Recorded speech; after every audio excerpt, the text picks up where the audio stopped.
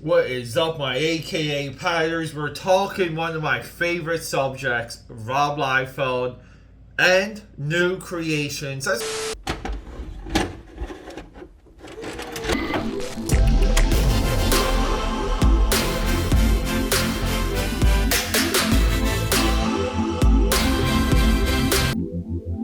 Welcome back, my AKA Padders. Peter A. DeLuca here, AKA Pad69.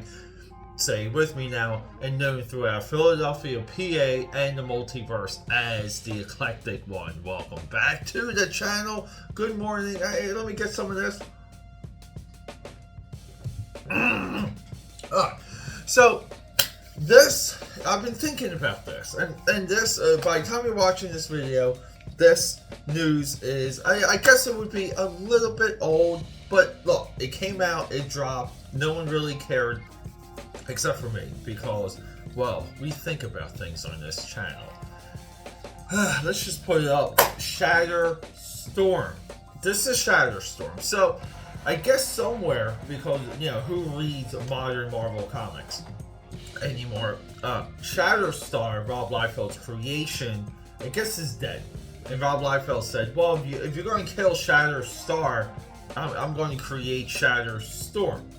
Now, previously, when it comes to Rob Liefeld and Shatterstar, Rob Liefeld made comments about Shatterstar not being G-A-Y or bi.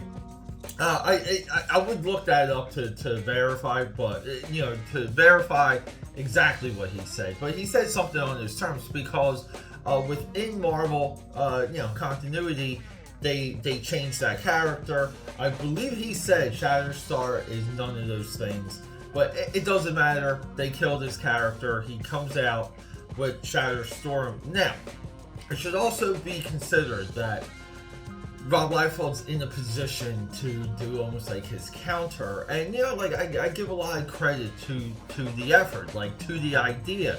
I think it's cool. I think it's got some balls. As we can see now, like, you know, just with this image, what's with this design though? We need characters that are designed. What is happening now? And also previously on the previous video, I'll do a link to this down below.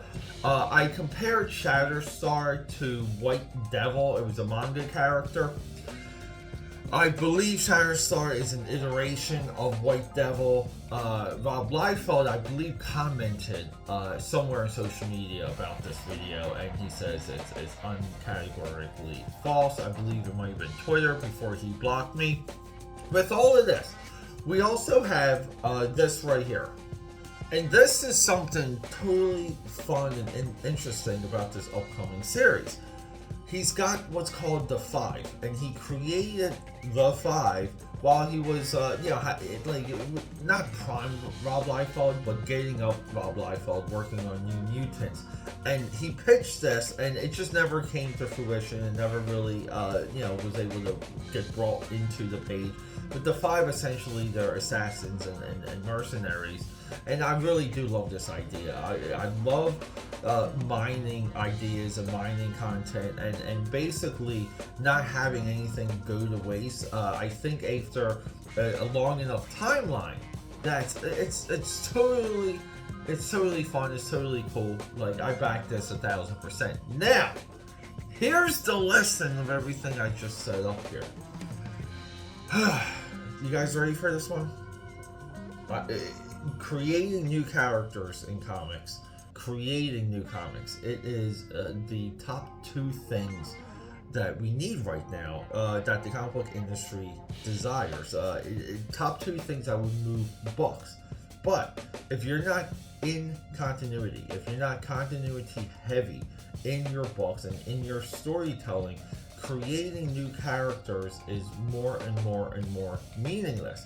You can create the next Deadpool, Cable, Domino. You can create the next Venom, and if it's not within a thread, if it's not within continuity, it has zero significance. It has zero importance, and more likely because it's just jumbled in a comic book line, it will just quickly go down the memory hole and that's what will happen here. You know, like we basically saw that happen too with Major X. I understand what Rob Liefeld'S play is.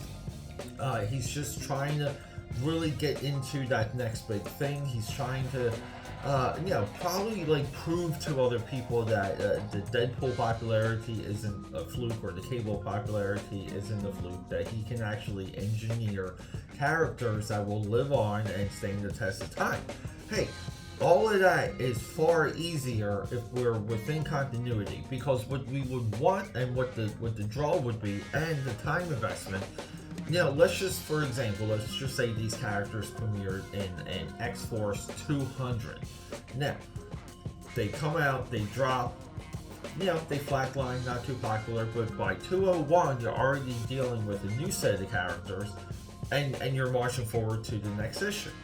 But let's just say by 250, another writer came on board, and he goes, you know what? He goes, you know, those characters from issue 200, I don't know what it was. They always, they always stuck with me, and now I'm working with Marvel. I'm working for Marvel.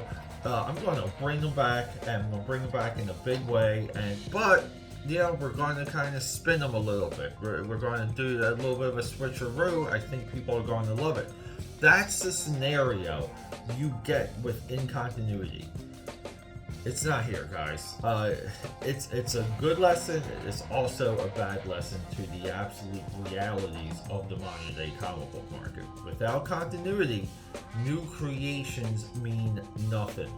Rock and roll.